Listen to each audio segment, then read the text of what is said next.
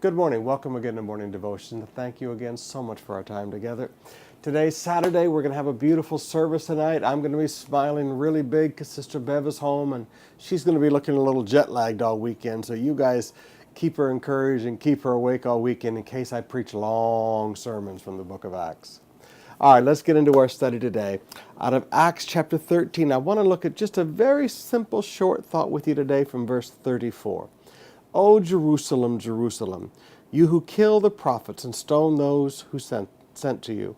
How often I have longed to gather your children together as a hen gathers her chicks under her wings, but you were not willing.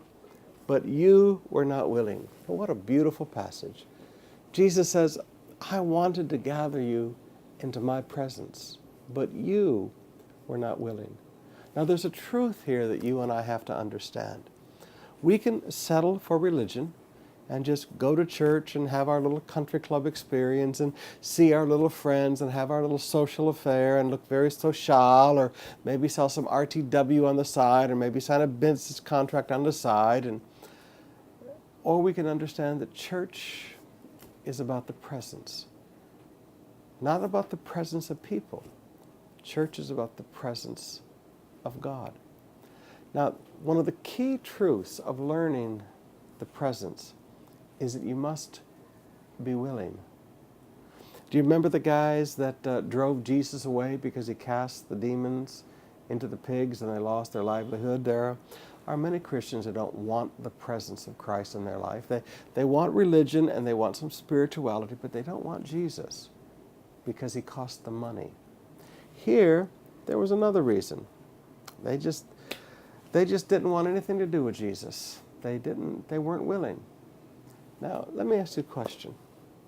If you had an opportunity to sit down and have lunch with Jesus, just you and maybe your family, have lunch with Jesus, sit down at a nice restaurant, and Jesus invited you to sit down and just have a time together, would you go? Now, most people would immediately say, well, of course. Yeah, but remember, you're sitting down with the King of Kings and Lord of Lords. You're sitting down with total honesty and integrity.